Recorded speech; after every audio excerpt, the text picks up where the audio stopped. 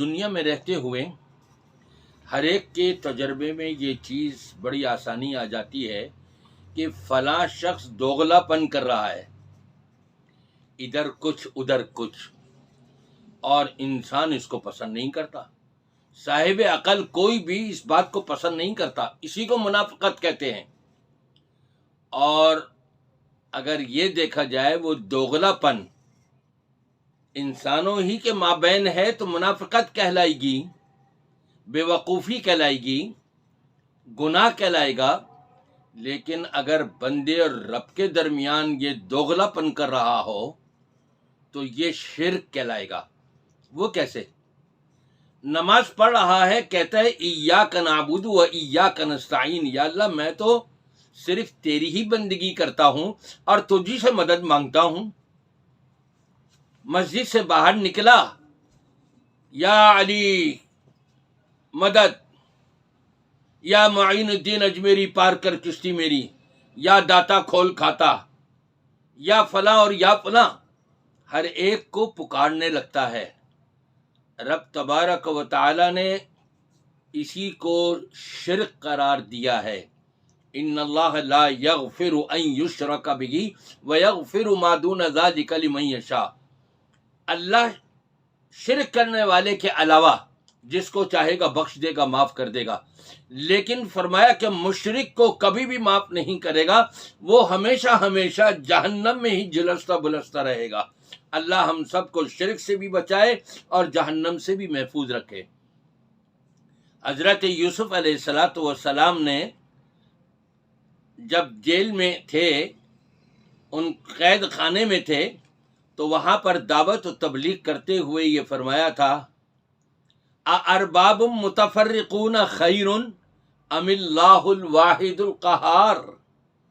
ارے یہ جو لوگوں نے مختلف رب بنائے ہوئے، مختلف الہ بنائے ہوئے، مختلف حاجت روا مشکل کشا بنائے ہوئے ہیں، ان کو پکارتے ہیں، کیا یہ بہتر ہیں یا صرف ایک ہی معبود، ایک ہی الہ، ایک ہی رب، اور وہ اللہ ہے، وہ بہتر ہے؟ یقیناً اللہ جو ہے وہ بہتر ہے۔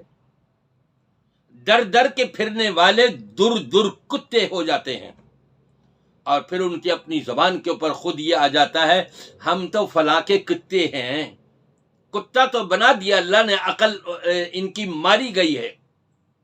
اللہ نے انسان بنایا ہے، کہتے ہیں ہم تو مدینے کے کتے ہیں، ہم تو مدینے والی سرکار کے کتے ہیں، ہم تو پیرانے پیر کے کتے ہیں، ہم تو ان کے کتوں کے بھی کتے ہیں۔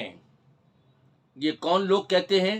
جو در در پر جا رہے ہیں، سجدے کر رہے ہیں، منت اور چڑھاوے اور نظر و نیاز پیش کر رہے ہیں، ایک اکیلے اللہ کو چھوڑ کر۔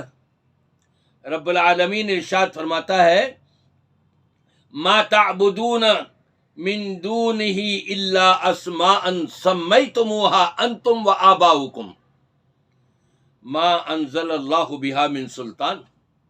یہ تم نے جو حاجت روا مشکل کشا بنائے ہوئے ہیں، یہ تم مزاروں پہ خانقاہوں پہ جا جا کے سجدے کرتے ہو ہیں جی۔ اور آپ نے دیکھا آپ کا سابقہ وزیر اعظم جب مزار کے اوپر پہنچا تو وہاں پر بھی وہ سجدہ کرتا ہوا اندر داخل ہوا۔ یہ کون ہیں؟ یہ در در کے مارے ہوئے ہیں، در در کے دھکے کھانے والے ہیں، یہ در در کتے ہیں، اپنے آپ کو خود بھی کہتے ہیں۔ رب العالمین فرماتا ہے تم نے جو یہ نام رکھے ہوئے ہیں، یہ فلاں معبود ہے، یہ فلاں حاجت روا ہے، یہ فلاں مشکل کشا ہے، یہ تمہارے اپنے نام رکھے ہوئے ہیں۔ اللہ تبارک و تعالی نے ان کے لیے کوئی دلیل نازل نہیں کری قرآن پاک میں، نہ احادیث میں نبی کریم صلی اللہ علیہ وسلم نے فرمایا کہ تم ان سے مانگو اور یہ تمہاری حاجت پوری کریں گے، ہرگز ایسا نہیں ہے۔ ما تعبدون من دونه الا اسماء سمیتموها انتم وآباؤکم، تم خود ہی تو ہو ان کے یہ نام رکھنے والے، اور نام بھی پھر کیسے کیسے، دلے شاہ، بلے شاہ، گھوڑے شاہ، گدے والا پیر، کرما والی سرکار، عجیب عجیب نام رکھے ہوئے ہیں، ایسے ایسے کہ مت ماری گئی ہے، عقل ماری گئی ہے، یہ حضرت انسان کو جو عقل سلیم اللہ نے دی تھی اس کو پس پش ڈال کر کے اور شیطان کے بہکائے میں آ کر کے در در پہ جا کر کے سجدے کر رہے ہیں، مل کچھ بھی نہیں رہا۔